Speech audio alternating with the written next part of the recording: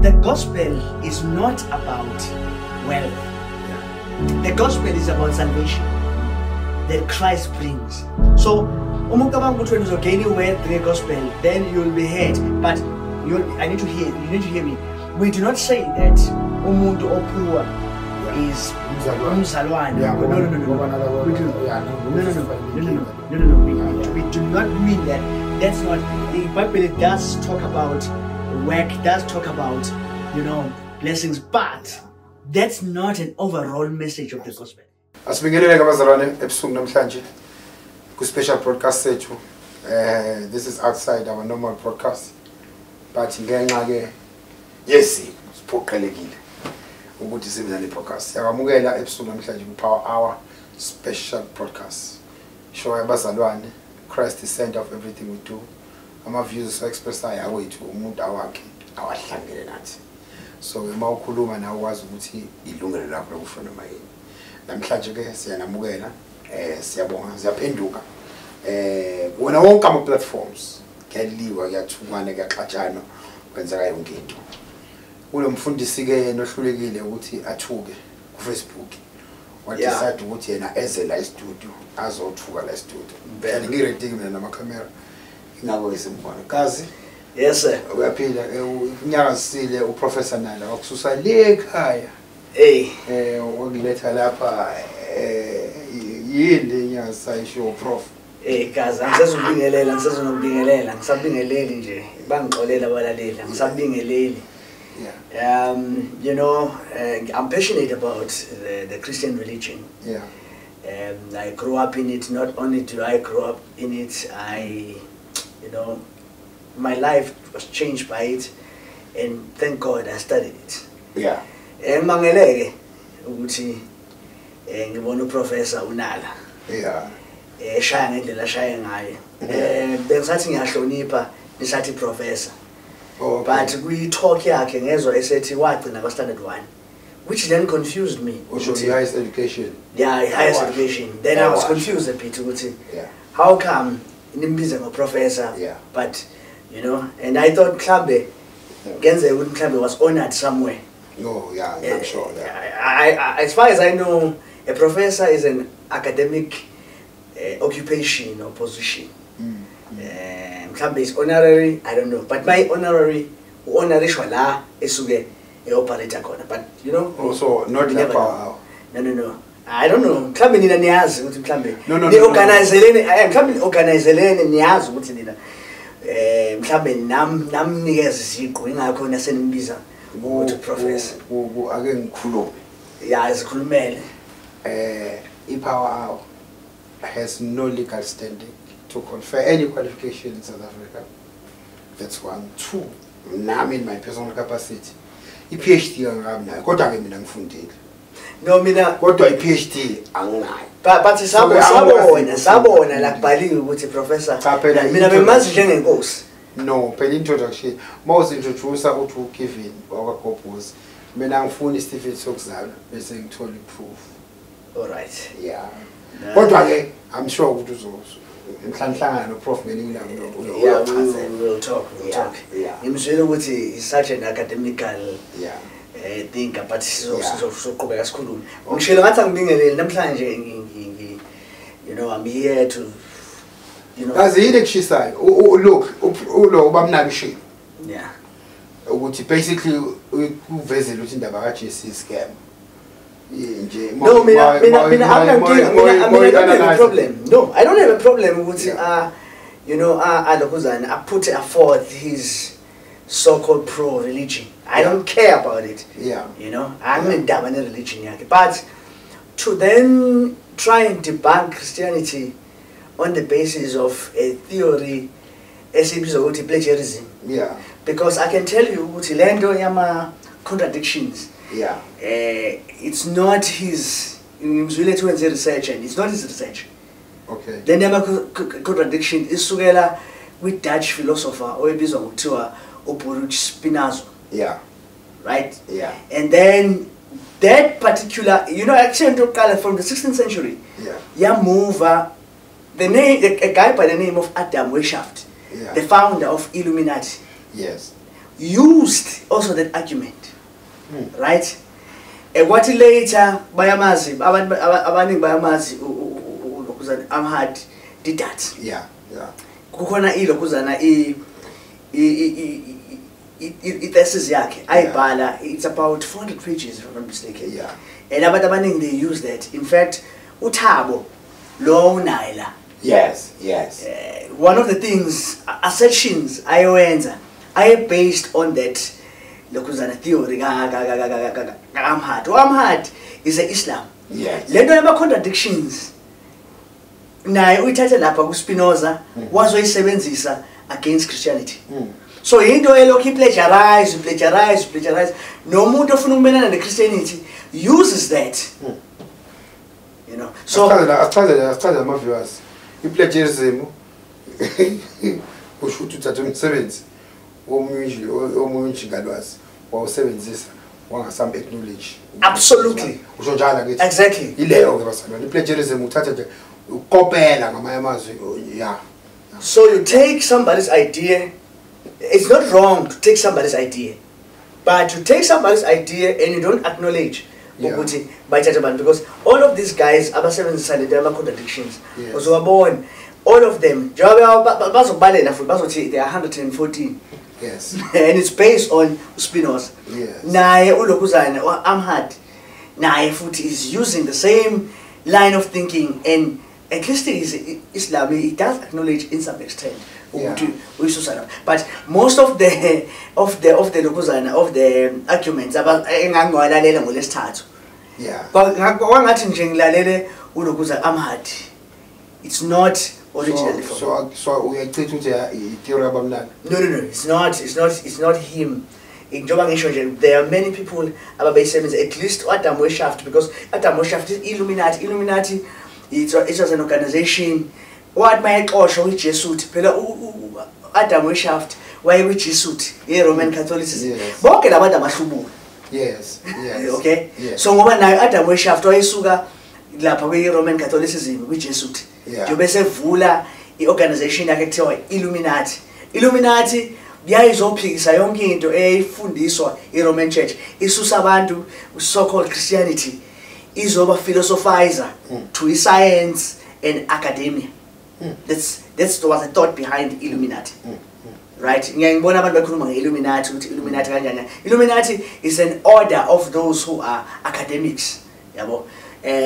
Since ulokuzana Adam Weishaupt, that's a society esebenza kanjani. So it used those arguments against Christianity. So ngangilaleleke lapha ngabona ukuthi kusetshenziswa those arguments. Now la ngifuna ukuqala khona kakhulukazi. Yabo ngiyabona ukuthi abantu bathukile. Ila khona ngacishe ngawe student mayethi uJesu is just a myth. It's just a python. It's just an epic. Yeah. Right? And two, he never qualified, by the way. If I was there, then ngangifisa, but ngiyafisa nami ukuthi sike sithola isikhathi naye. You know, it would be fair ukuthi sibe ne engagement and talk about this, because why do Jesus is a python? Yeah. And then but the funny thing is, when akazilami, we argument ayenza ngamuzwa ekhuluma ngo-Alexander the Great. Yes. And he called himself a historian. Yes. Right? And he believes ukuthi Alexander the Great uyi historian ephilayo engazange ibe python. Okay? Athi ngisukume ngibe la khona abantu bazongibona sizoyibheka yonke lento. Okay? Let's check this thing first. Yeah. Now, aqale mina I'm a Christian. Yeah. And I believe in the Bible. Yeah. As a historical document, accurate, and I'm going to prove it. But first of all, also a historian. Yeah. Right? Not a historian by name. Yeah. I do research. Yeah. Right? I do funded. Exactly. Ngifundele lento engita. Okay, asenze lento yehistory yami. Kukhona lento ekuthiwa masenza lento ekuthiwa ama historical documents. Yeah. Kukhona lento, there are two things. Kukhona lento ekuthiwa journalism.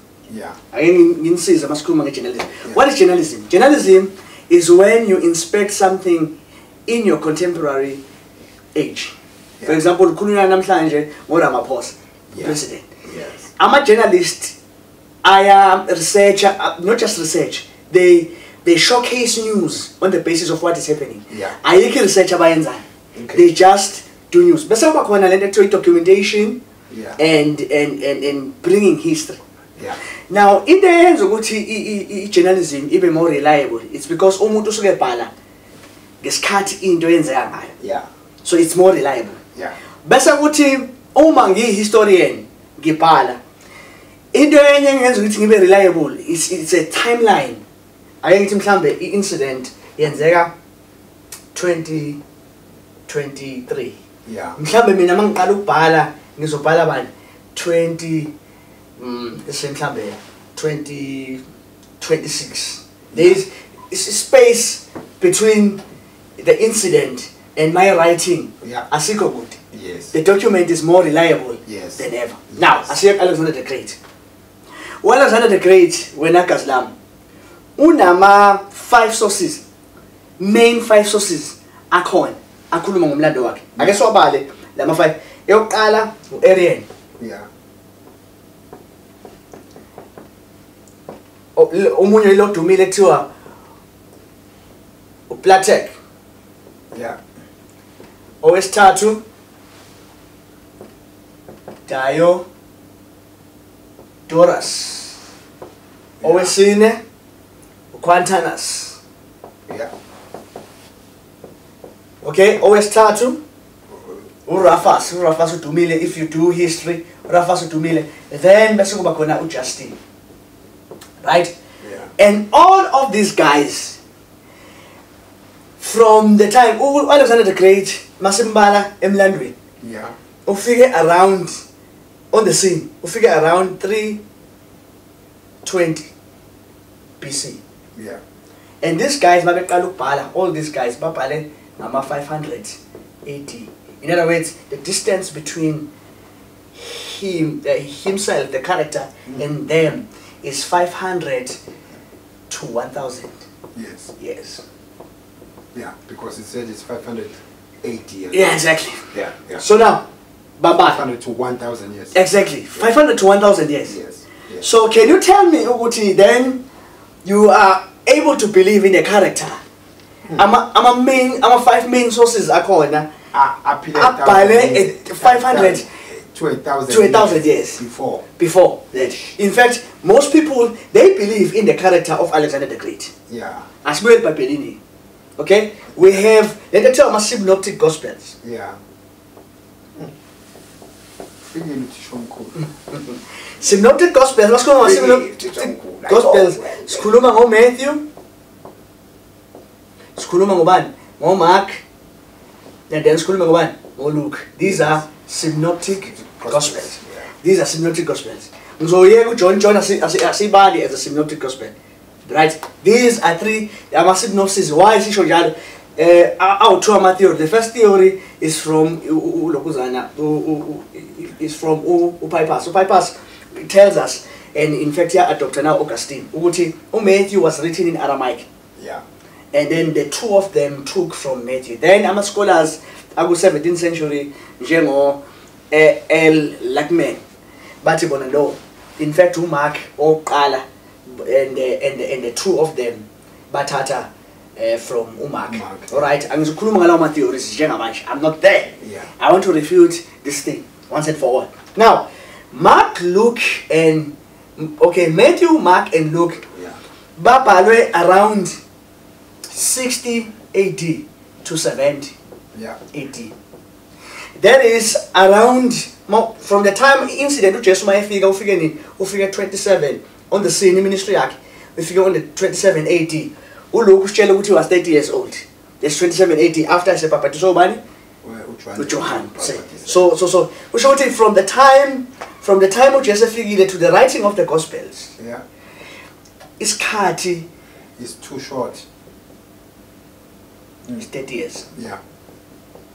Which is likely to be more reliable. Which is likely to be more reliable than the history of Alexander the Great. Because I get you. So this is more likely to be more authentic. Exactly. Because of its time is only what? 60 to 70, 80, it's very close. It's very close. 30 years, 20 years.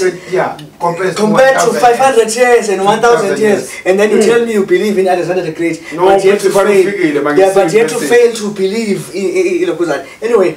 So we are saying, Dlamini, we are saying, before you use the revelations, yeah, more applying the basics,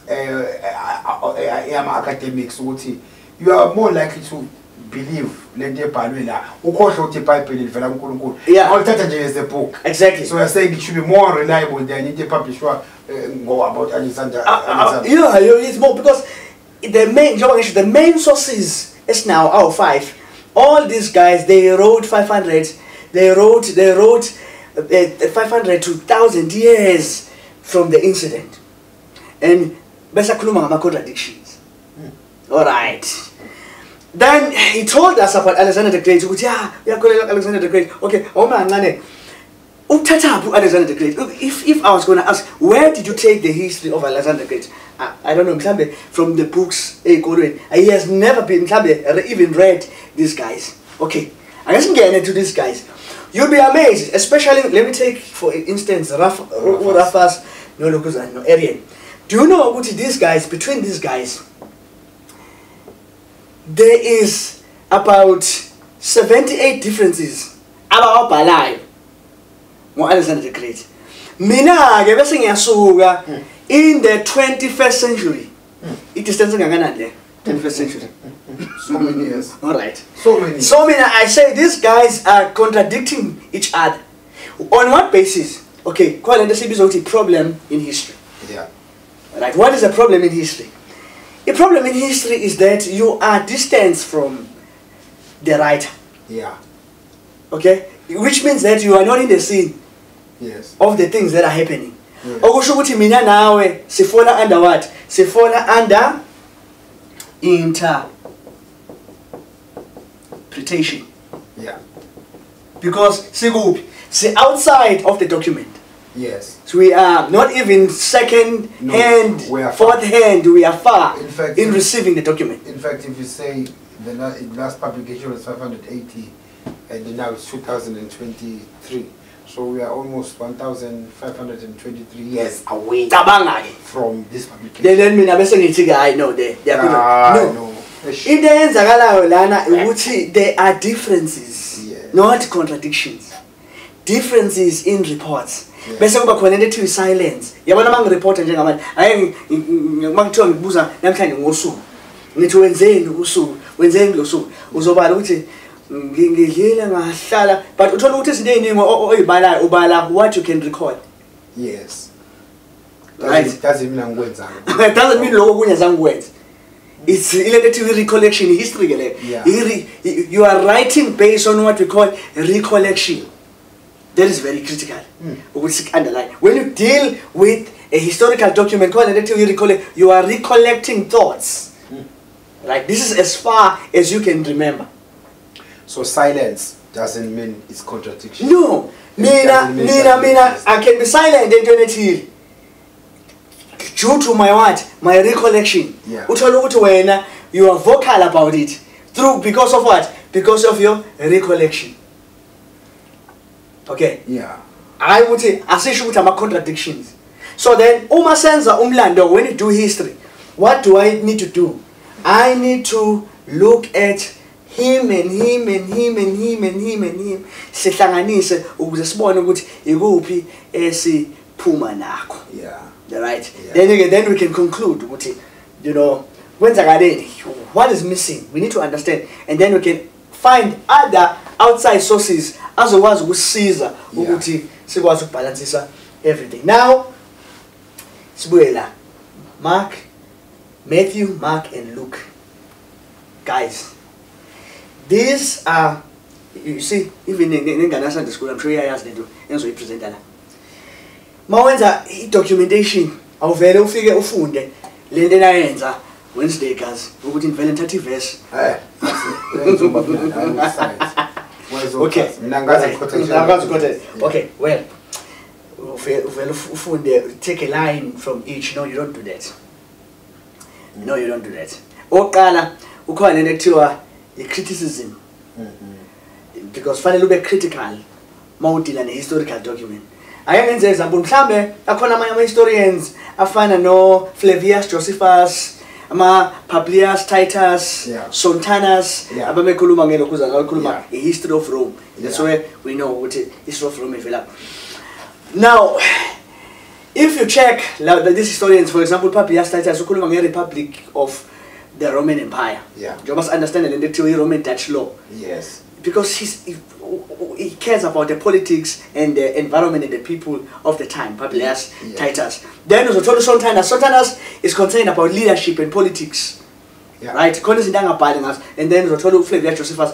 Noma euthinta umlando wama Roma, but he's a Jew. Yes. Right? He's concerned about his people. So it's the same thing. Asabe say Gospels. Gospels, Matthew is writing to the Jews. Right? Which would he umlando azobhala uzofita to the objection and the purpose of why he is writing. Okay? Then from Matthew. There is a lie. There's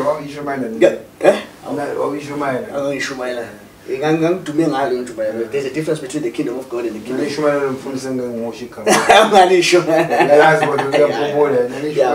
the kingdom of God and the kingdom of heaven. Matthew is writing to a Jew. Right? And Theos or Yahweh, because it's writing in Aramaic.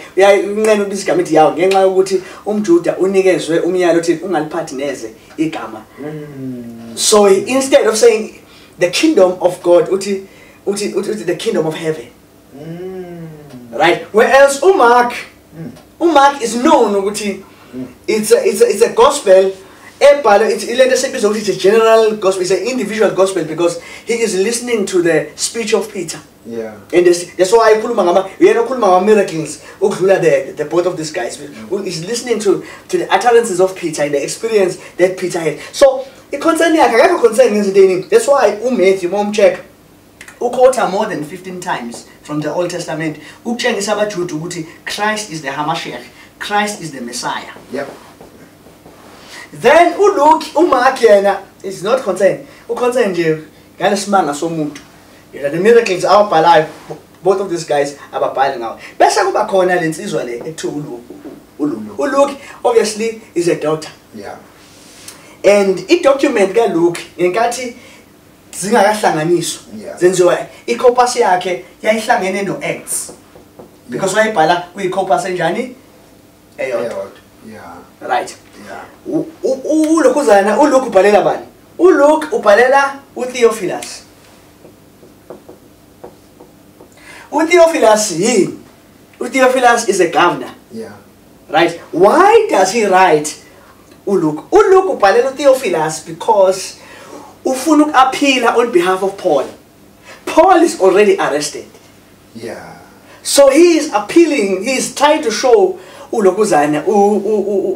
Theophilus the Christians uqala ngoJesu aveza uJesu, you know, aqhubeka in the book of Acts uyabona ukuthi abantu abamelana namaKristu is not the Romans, it is what? It is the Jews. And egcineni uPawulu mayeboshwa uboshwa abantu bakubo abaJuda kubo, and mayeboshwa abaJuda kubo, he wants to appeal to who? To Caesar. Right? So this guy is trying to vindicate Paul. To say, no, lenkolo leyo Kristu ayimelene with the authorities. So okay, recollection then. When this one emphasizes something, this one won't emphasize it. So you look at these things, then again, further, contradictions. But as long as for example, what kind of genealogy? For example, what is genealogy? Ka Matthew, iyapambana neka Luke, and I said, I shy blinder. He blundered the shy because now look had it. They did the same blunder because Matthew, ubala from the angle ka Joseph. ngathi ngiphinde ngisule la ngoba ngifuna ukuthi siyibone le nto noma gazi sekhona imibuzo onawo sisaqhubeka nje. No so far ngiyacaca. All right, so lana sino Matthew no Luke sengigijime kakhulu kodwa ke asiqhubeke le. Wakhuluma ngama genealogies wathi uMatthew no Luke baya contradict. Wathi nje for example umzukulu kabani kaJoseph umzukulu ukhokho umkhulu kaJosepha umkhulu uMatthew uthi umkhulu kabani kaJosepha ubani uJakobe. Then ubani uLuke uthi umkhulu lapha ku chapter number 3 uthi umkhulu kaJosepha ubani uHeli. Yeah. Alright, these are two. Okay, if ngempela wenza into ethi hermeneutics, the art of interpreting the Bible, uzobuka ukuthi ingelosi mayifika according to Matthew ifika kubani? kuJosepha. Yeah. uJosepha nange sebaleka uyabaleka chapter 1 go verse number 19 uyabaleka ufuna ukulahla umkakhe ingelosi yafika kuyena ithi you know yamtshela ukuthi uzozala umntwana emqamba igama lokuthi uYeshua, for he has come to save his people from their sin. Ingelosi but mawuya lapha kuLuke yabona nje mawucareful student uzobona uLuke yena ingelosi ifika kubani? uMaria ifika ishale yasalutation leyana. So here it focuses on Joseph, there it focuses on Mary. Therefore genealogy ka Matthew focusa ku Josepha, genealogy ka Luke ifocusa kubani? uMary. Yeah. Spelling zakhona well, it's fine. This is spelling. Okay, now kanjani ke manje mawubheka ke for instance sithola ukuthi ke lapha mawufundisisa kahle genealogy ka Matthew kuthiwa Jacob begat Joseph. Yeah. Right, mawubuya ngale kuthiwa Heli fathered. You must be careful of these things. Fathered bani? Joseph. Yeah. Umuntu careful student sayabona ukuthi man there's something la enzakala. Lapha kuthiwa begat Junior. Ngale kwathiwa Pater. So he was fathered by. Ngizongena in detail ukuthi kwenzakaleni la. What really happened? All right. Okay. Asiqale la. uJakobe obviously is begat obviously uJunior from the that's what we're going to call genes. Uzalwe uyena biologically. Yeah. All right. La because siyabona ukuthi narrative ka Luke it focuses on Mary. Right? uMary it's obvious ukuthi uvela the same tribe with Joseph. And ngihlale ngithi mangifundisa ama students iBible ngithi mina once washawa iOld Testament most likely usuyayibhudela kwiNew Testament. You must be well versed with Old Testament for you to understand the New Testament, because lana iyabona nje njengamanje ingqondo yami ivele yagijima yaya ku Numbers chapter 36 amadodana angithi umthetho kaMose ushaya ukuthi uma you know uma amadodakazi lese mhlambe awukho umuntu wesilisa owashona bahamba bayoshada somewhere. Yeah. Kuthiwa ifa labo kwakufanele lidayise kuma tribes abo bafika 36 bazokhala kuMose, and uMose changed his mind and umthetho wasuthi no bangathatha ifa labo kodwa ifa labo mabeshada within their tribe ifa labo lizoba associated with the ones that they marry. Yeah. So into eyenzeka la ukuthi uMary siyathola laphana kulokuzana ku John chapter 19 ukuthi uMary wayinama sisters wayengenaye ubrother, therefore ifa lakhe alithola kuHeli walithola kusho ukuthi lali kuye, then he got married to what? To Joseph. Yeah. So ifa laselifola under bani? uJoseph. Okay. So then that is why then uHeli bengangena kwenye ngenxa yesikhathi, because bengifanele ngiquote another historian obizwa kuthiwa uAfricanus, but let me just quote this guy. ukhona into ayishoyo ezosiza ukuthi sibalancise this whole thing. Ngicabanga ukuthi izosiza nje. Alright. Uthi Afrikaners, in fact uquote Eusebius uma uke wa understand the church history uyazi, you must know ukuthi khona umuntu obalekile kwi history ekuthiwa Eusebius. Uyayena osinikeza I church history. Eusebius lapha ku 1.7.16 kwi history yakhe uthi uquote from Julius Africanus, and he says this: Eli and Jacob were thus Urain brothers. So Heli no Jacob babengaba, these guys were brothers according to Africanus. Yeah. The guys were brothers. Let's continue. And Eli having died childless. So Heli when the Jan. Okay, sorry. Heli having died childless, Jacob raised his seed. Now, according to Deuteronomy chapter 35, uma mina singama brothers. Umfowethu wafa engenayo ingane. Yeah. Right? Yeah. Mina mase ngishada umfana kufanele ngimngene khona ngingene ngizongena unkosikazi wakhe. Ukuze kuthi makuzala leyo ngane leyo izoba ingane kabani? Izoba ingane kamfowethu. Uheli phela died. So then uheli mayefa uJakobe umfowabo washada unkosikazi. Uthema ezala wazala bani? Joseph. Yeah.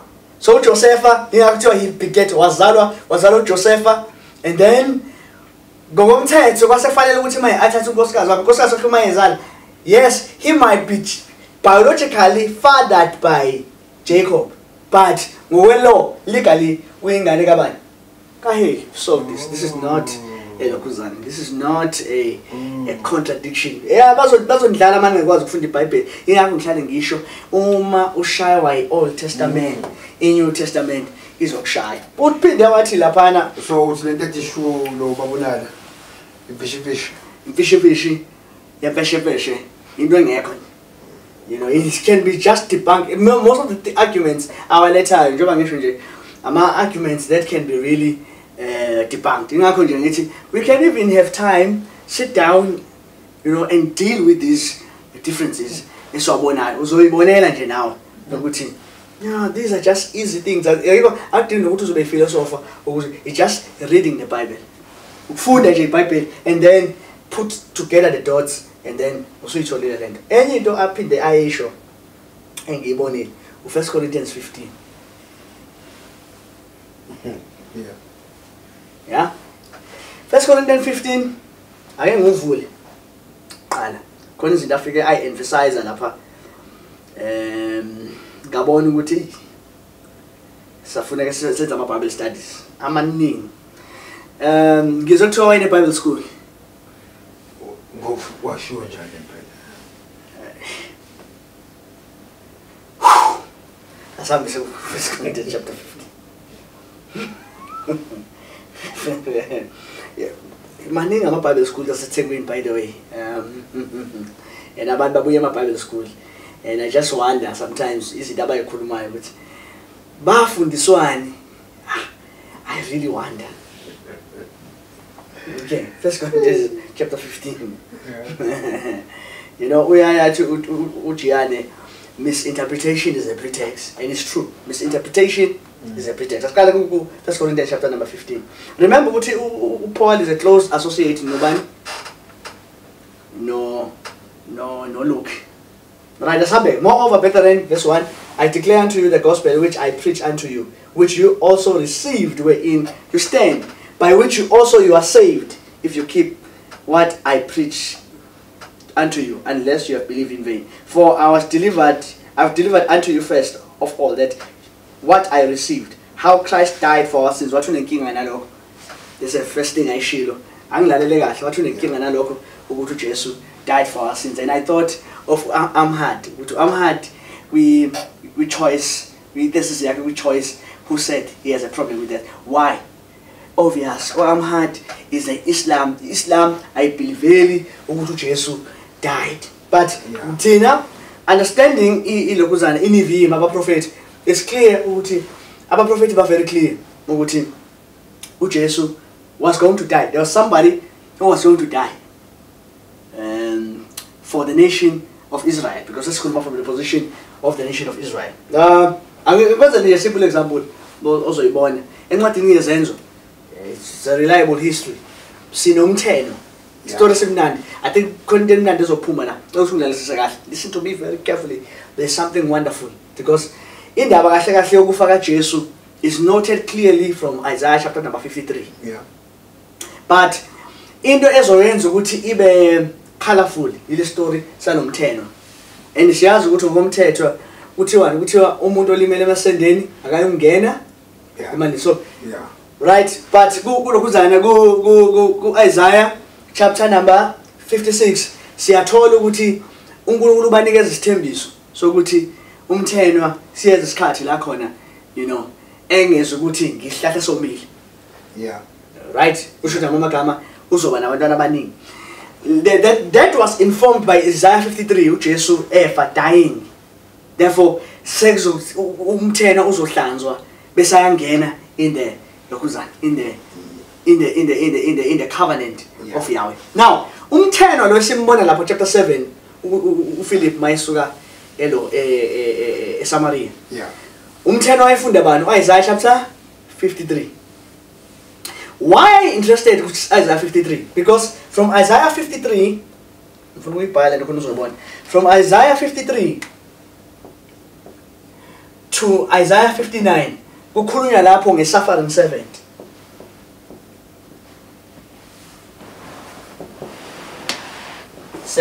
So that siyathola ukuthi there will be somebody who will suffer.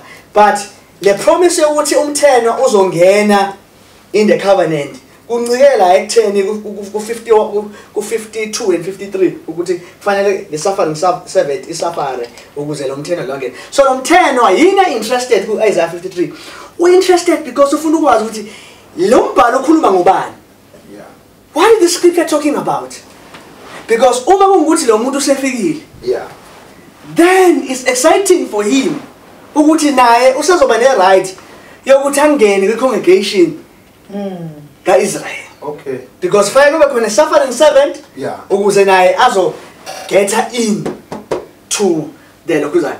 Now ulo uPhilip ke uyehla ingelosi yamthatha yabe uPhilip uqala wenza njani uyam-explain mayexplainela uthini. Wow, mayethola ukuthi hawo kanti isikhathi lesisifikile uthi kwalani ukuba ngibhabhadizwe. Why? Because now setholile ukuthi kusho ukuthi seyenzekile, the promise that he was promised now has come to pass.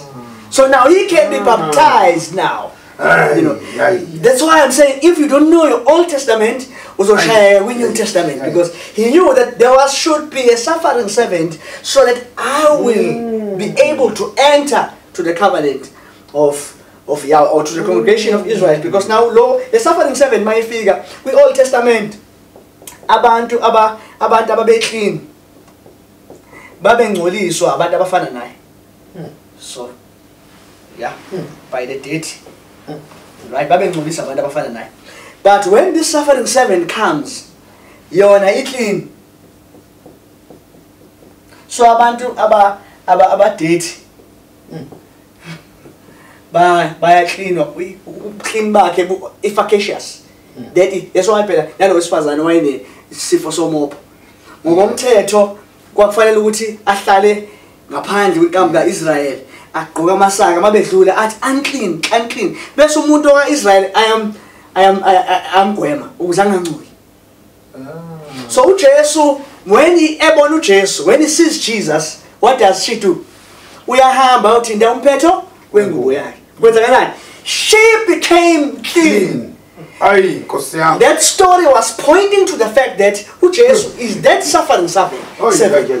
Who is to exchange uncleanliness for cleanness.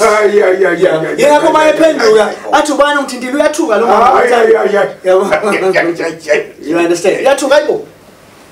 You see, we are penduka is shaken. You know, uthi Jesu uyaphendula ukuthi do not be afraid. See, your faith has made thee whole. You know, remain healed. Stay in peace and remain, because Jesus had purified him.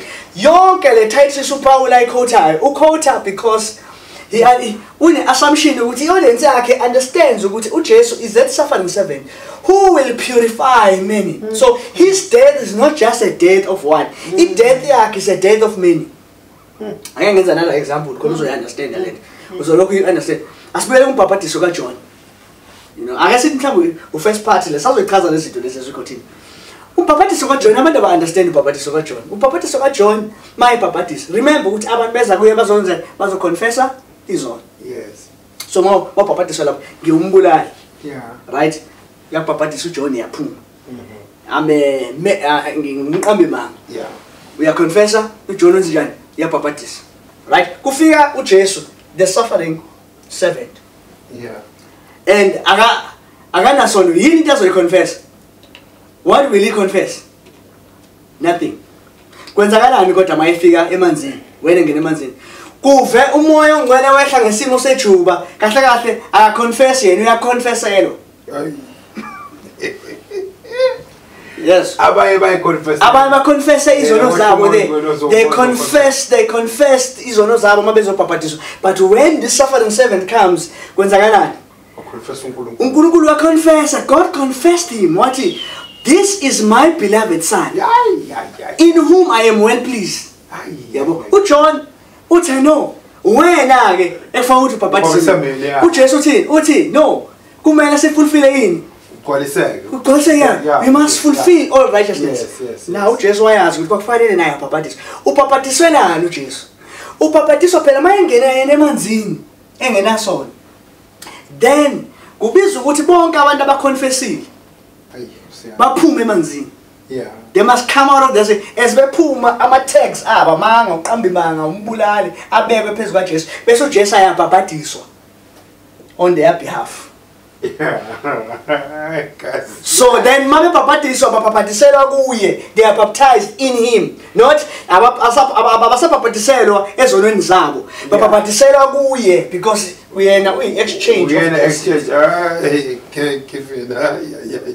See, so siqala sifunde within yonke lento le ngihlala ngitshela abantu ukuthi even iTorah, the 5 books of Moses, ikhuluma ngalo lonke iBhayibheli. If I have time I can teach you and show you what it speaks about the redemption of Christ. Just that nje, you know, angazi ukuthi mhlawumbe ngaBible school ifundiswa kanjani hermeneutics vele ihlukanisele Old Testament, New Testament nifunde konke. Kanti no, kahle kahle the New Testament gazi isayi Old Testament. Yes. Abantu abazi. I-New Testament isayi Old Testament. That is why ubabunala wavele wakhotha in Matthew chapter 16, you know. Wathi ke wakhuluma lento ayikhuluma ukuthi fanele mawukholwa akuvuse ishosha wara. But they don't understand ukuthi yonke into oyibona kwi new kahle ngibhala lokho. I-New Testament is still the Old Testament. Khona nama grace preachers avele athi no, do away with the old. No. New Testament is still the Old Testament. I know it's going to shock people, but let me explain this. New Testament is still the Old Testament. Umehluko ukuthi New Testament interprets. Yeah. The Old Testament. Yeah. So it interprets. It's an interpretation. It's explained.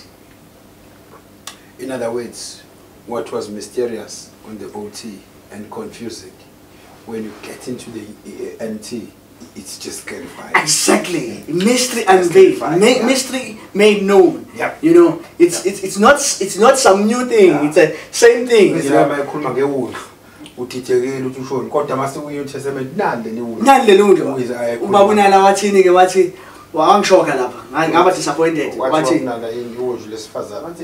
It was a female lamb. Kodwa siyamangala ukuthi uJesu ngathi yazi kube ngangikhona lapha ngayomyisa lapha kulo kuzana ku-Exodus chapter 12. Exodus chapter 12 uclear ukuthi kwakufanele kube i-1-year-old male lamb. Simple thing. Hey, wathi ngihlale phansi. Ushithi kwagejeka kazi umuntu omdala. Hayi kwagejeka kakhulu. Kwagejeka kakhulu and ibhlungu lento because uthi wayine Bible school and now I beg to wonder ukuthi wakufundiswana eBible school. See.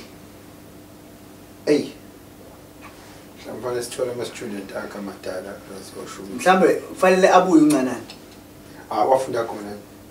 Wafunda khona. No, ngezwe kuthiwa phela wayelokhuzana wakho. Wayesho ubaba Somnala ukuthi when you learn from me. So fast sibuse ukuthini? Ukuthi azosichazela ukuthi what did they learn? Uhlala ngomncane washo ukuthi ayikhona into abamnandi. Okay. Into washo ukuthi ayikhona into abamnandi. Yeah. Singadlulela kuphi ikuphi okunye Because yeah. This is going to be very nice makuthiwa nihlala phansi nobabunana. Nibonisane nikhuluma. Mhlawumbe ngathola ibhodi naye. A draft naye ngisajabulela lokho. I think it would be fair ukuthi you know we sit down, we look at even all those Old Testament. Yazi ukuthi guys into shaya kakhulu guys, especially this point I need to make. Baningi ama points awenzile but we were just trying to make the example. Yabona guys ukhona into ekufanele sibambisise uma sibuka iBhayibheli and when we look at the Bible especially ukuthi iBhayibheli alihlukene lodwa. It's not detached from each other. It is connected to each other. Yes. You call it to immediate context, no wider context. Yes. So can you focus on immediate context, then you go to wider context. Conclude. You know, you start first by interpreting, then interpretation will lead to application. My problem is to application. Okay, so three into observation. Okay, the first one is active reading. Yeah. Right. When you read, you are active. You are conscious as you are reading. No, you read actively. Yeah. Now you want to have a map to understand what it because now you are actively reading. You need to understand what it's a graphical setting of whatever is happening here. What is the significance of apostle fish? Yes. You get to understand all those things, you know.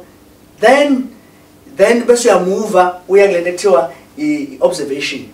So you are observing now. Yeah. So you are knitting together. You are knitting stuff together.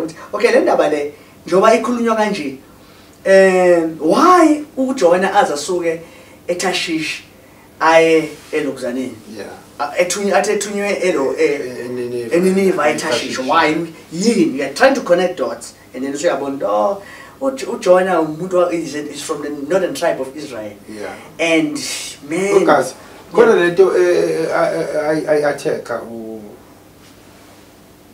ubabunala it's just an example. Yeah. You would see the two criminals. I suspect what is. There is a chapter like one of Mabili, a Teluchis, a Mokuchis. I'm not aware of that. Are you aware of that? Yes, I'm born and I show you. Which will up. Then I'm going to deny. But we will try and search it now. Now I'm going to yeah. We see search and because the onkamina I'm a chapter of the ati why more exactly. So would say it all because for the fact that for the fact that we pass. Yeah. Then I said I premise yakhe sibili ase ngayileta sengiyayidoubt akushuthi akayibhekisisanga kahle. Oh le pasar uthi timeline. Yeah. Uthi Jesu wadla kanjani pasar. Yeah. Right. Okay. All right. He is right in the sense that Matthew no Mark. Yeah. Both thieves they mocked, but who look at Pela? Bangazange bamok. Right. It's Matthew and Mark. Right. Both of them azanga mock, but it's only in Luke. Okay. Let's go ahead and issue the recollection. Yes. In fact, I think that we see apply. Yeah. It's an issue. It's an issue of recollection. Indaba recollection. The other one, for example, Matthew, story sakhe. Matthew, okay, Matthew. We spoke about Matthew. Yeah, see check. Oh, say I'm Matthew. Matthew and Luke. Right.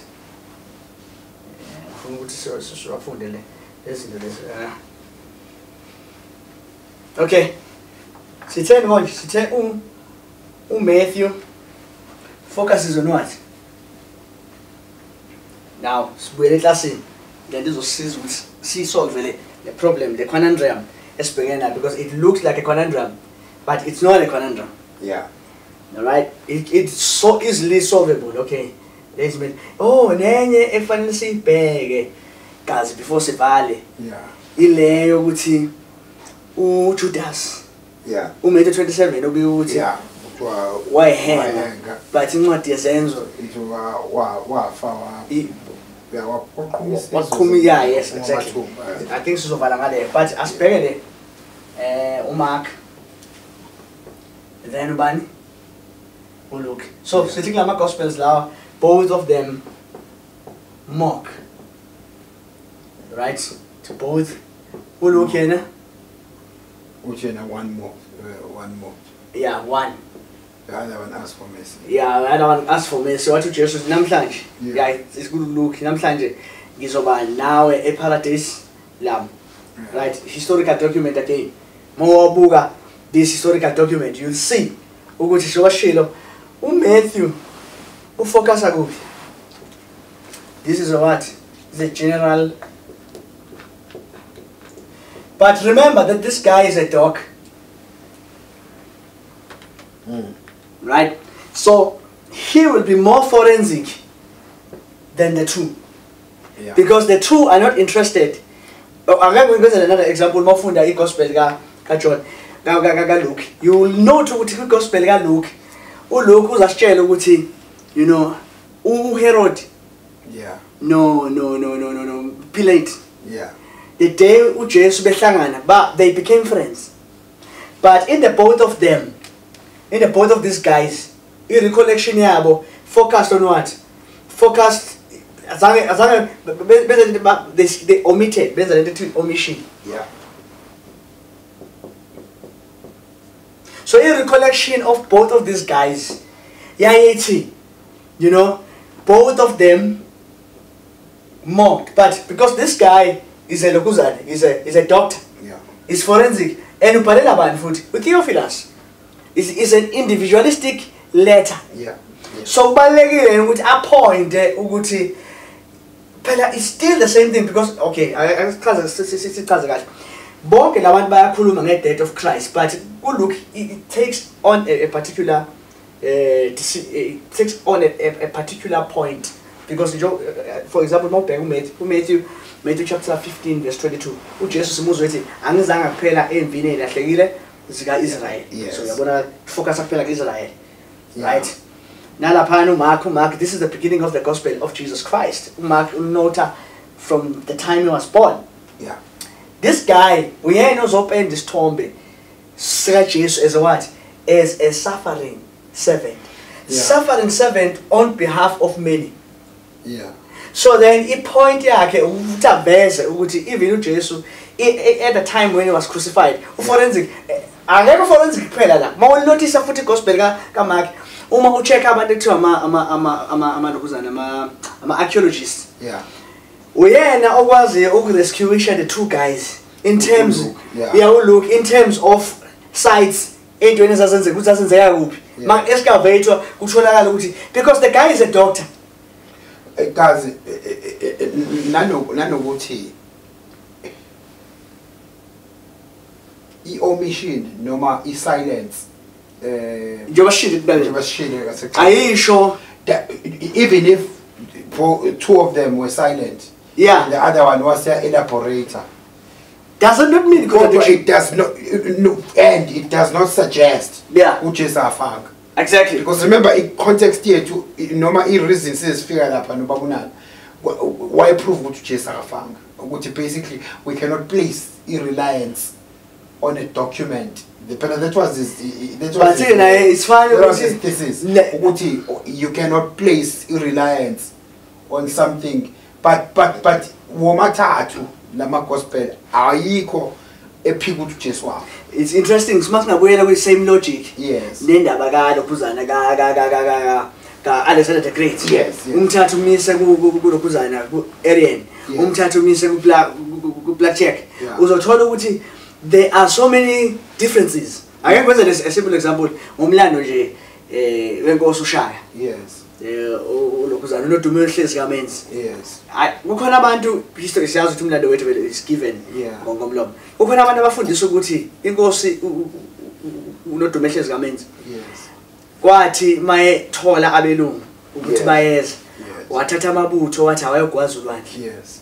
Right, this is history from his years ago. But you know, how you even learned it.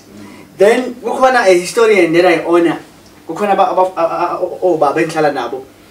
Guys like Umbuso Khoza, guys like Ubabutembe, guys like there's a guy by the name of Lokuzana Umaya Pepet. All these guys, when they give you history. For example, I spoke one time to Ubaba Utembe. You see? Plagiarism. Yeah.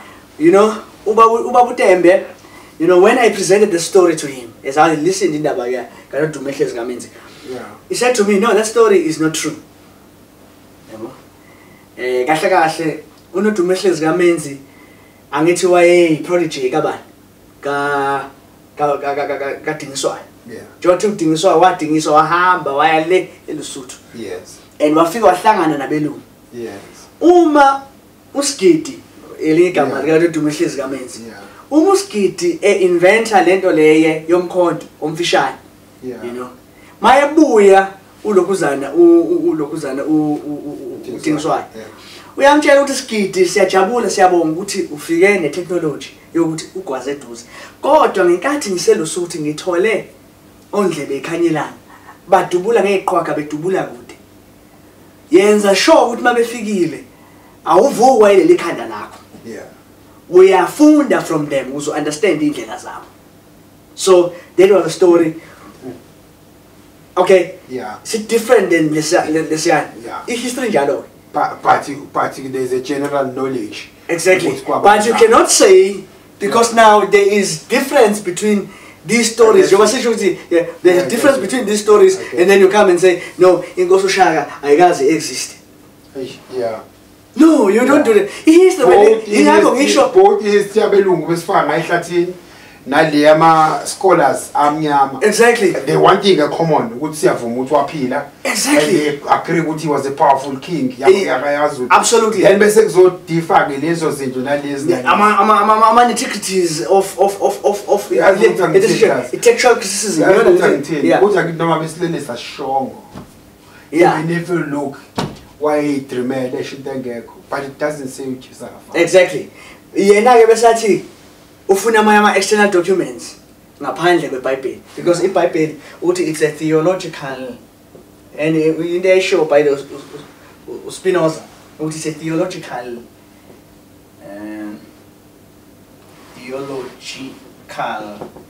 discourse. So ushithi vele incwadi yamaKristu. Okay, fine, given. Do bona singathi abathole other historians approve Alexander, but that's just for argument's sake. Let's just say we accept the challenge. Right? I say accept the challenge because they say uJesu only exists with Uzan, with Bible. So therefore, on the premise of that, Jesus does not exist. Yeah, but they are saying, in fact, there are so many documents are called. I wonder what there's no way uJesu was only captured in the Bible, but I get just sing his God, despite uJesu. That is his argument. Okay. He further says there are people who lived so many years before Christ, but there were documents. I'm not sure what's in Okay, I can't Christ because we are apologetics. That's it. This kind of says for me, this one and be hour. Yeah. Kodwa kuyoba ngcono ukuthi mhlambe naye ukhona bese nga engage kulezi zinto. Sithembe because uzofika. Okay. They are historian. The first historian engifuna sikhulume ngaye uFlavius Josephus. Yeah. Lo baba lo. This one, Joe Flavius. This guy is a Jew. Yeah. And a first century Jew. Okay. Who was living at the time, a contemporary of Jesus, a contemporary of the apostles. And the guy, by the way, is not a believer. Okay. Right? So, akabhali even with the concept of umntwana kaNkulunkulu. Akabhali concept of umntwana kaNkulunkulu. In fact, it does not even approve of anything of that. But it does write about Jesus. It says uJesu wayephila. Many supposed that he was the Messiah. Okay. Encwadini yakhe famous ebizwa ngokuthiwa the Jewish War. Yeah. Shoot umuntu omdala mayithi ayikho into ekhuluma ngoJesu. Mhlawumbe uzothi Josephus is religious. No, it's fine. Ngizomnikeza futhi ngithi no, it's fine. Mhlawumbe uzothi what about this guy?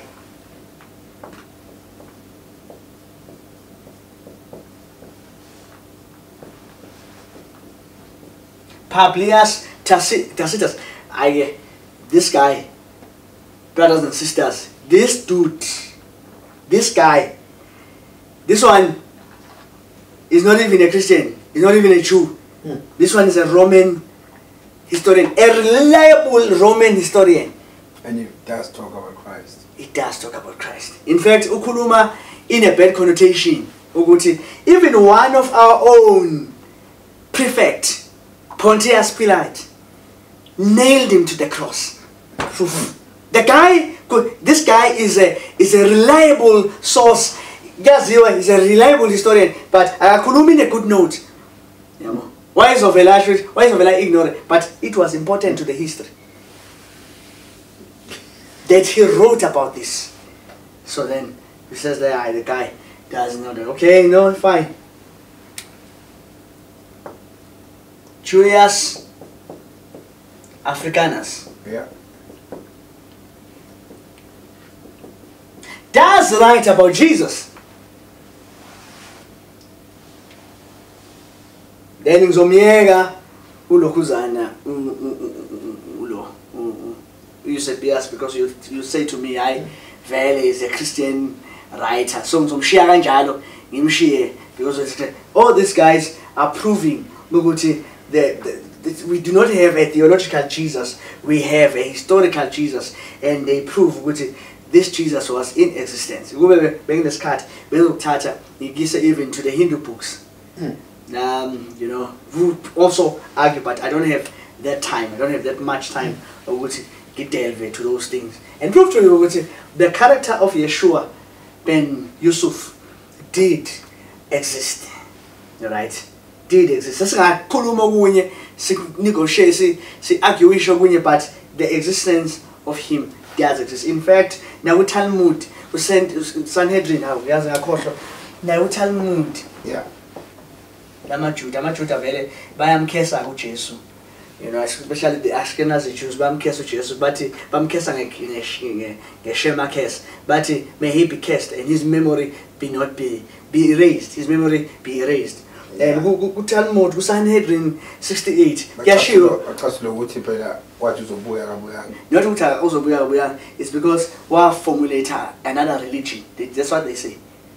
So they curse him because he formulated another religion, from the Jewish religion. But Sanhedrin 68, we find that this guy called Yeshua was crucified on the eve of the Pasach. Yeah. I'm done. So I'm not in terms of refute these historical documents, except Masangabuya is refutable as the great and other historical documents. So Abuge in conjunction to the Gospels, because our Gospels are biographical. Then Sokuruma and Yido Moniuso. As valid as that. As valid as Uti Numianezo, if you are Ubabunana. Oh, yeah. njengomuntu hayi khona ibhekile. Okay, ibhekile. Njengomuntu othe into kaJesu scam uthini on behalf of abangcwele. Ngithi mina ubaba uMnala ngiyahlonipha.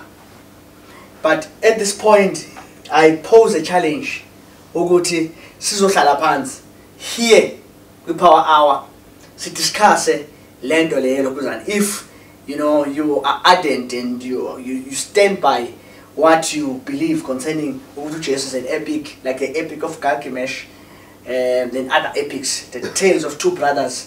Ngiyafisa ukuthi ngiyacela ukuthi size sizokhuluma ukuthi imaphi labakhona sibukisane, not only the Bible, ngifuna asizobukisana futhi not only the Bible, sizobuka all the historical documents together bese ke sifika to a conclusion unconvince ukuthi uJesu is not a physical personal figure, right? Now I'm going to convince, but when I'm going to convince, I want you to convince me. I'm not going to convince you Jesus, because obviously you are a Christian, as you say.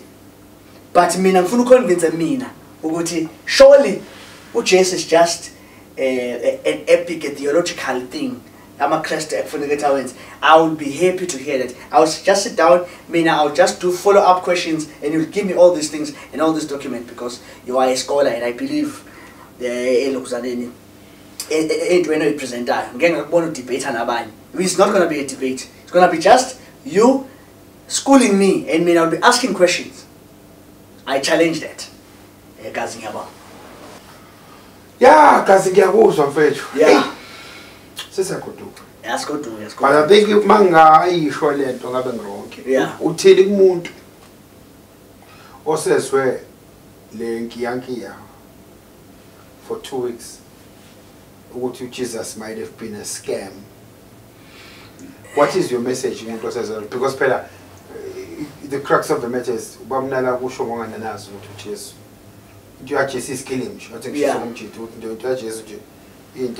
No, it's unfortunate to show publicly, and it has really hurt people. But you know, having listened to the recording, I realized as a kuluma umuntu hurt. Okay. And disappointed. Yeah. He was disappointed first with any expectation evangeli. Okay. Of which was a wrong template to begin with. Okay. Right. So gibuguti the basis of his stance. It's rooted, and it's rooted. We had deep head. We had you know. The problem is that why I want to rent. But since you know, it's based on a disappointment. And to warn people, the gospel is not about wealth. Yeah. The gospel is about salvation that Christ brings. So. When you gain a word the gospel, then you will be heard. But you need to hear me.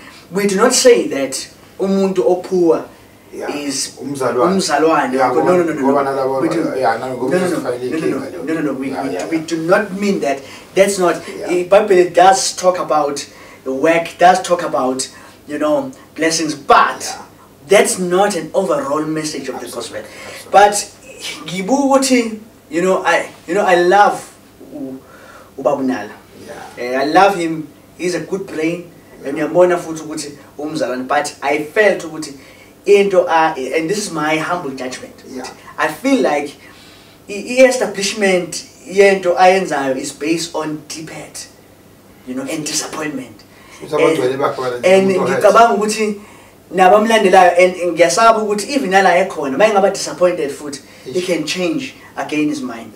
You see. So it's a disappointment. I think it's an issue at disappointment, and also to say to believers, guys, let's asfunde lento yokuthanda ukufunda izwi kaNkulunkulu. Let's love. Iyankathaza lento ngicishe ngizakabhala status one time ngathi ngifuna ukunishaya lonke ngesagila. Because emotionally, and you cannot even bring any substance because I need time to funda. I need time to funda. And if learn Ifundeni le nto yokuthanda ukufunda. Love learning, love reading the scripture, because that's the basis of our Christian faith. Ukugcina kazi, ngicela uyisho le nto le. I-Christianity ayifani nezinye inkolo. Yeah. In a sense that Islam is based on precepts and laws. Yes. Ne-Judaism. Yes. Sikhuluma ngama Abrahamic religions. But mawubheka Christianity is based on one thing. It's based on doctrine. Yeah. It's based on teaching. Igama doctrine isho teaching from the Greek word didasko. It's based on teaching. If you do not understand doctrine, angazi ukuthi uyikholwe njani. Zoduka ya. Ngoba phela the essence ngakho noJesu naye mayibiza abapostoli uthi hambani nenze izizwe zonke abafundi. Yes. Akagcini lapho. Nibafundise ukugcina ko. So wenza umfundi from the first uqhubeke futhi ube umfundi. The basis of the Christian doctrine is didasko, is doctrine. Mawungazi lutho ngedoctrine ngibone izenthuka nezinhlamba ngivele ngibone neyidlisa kodwa nithim. Angcini lapho angeme lapho ngazi. Inhlamba fanele baye. Inhlamba ngempela. Hayi ngempela bayeke la kwi-power hour. Unandi ukuthuka abantwana bakaNkulunkulu. Lokho isikhulu ngelela. Anime kancane usithuka ngempela basalwana. Gazi. Yeah. It has been a good time. Amen. This is a message in response to i-Power Hour. Nakade khona sindo baba uNandla.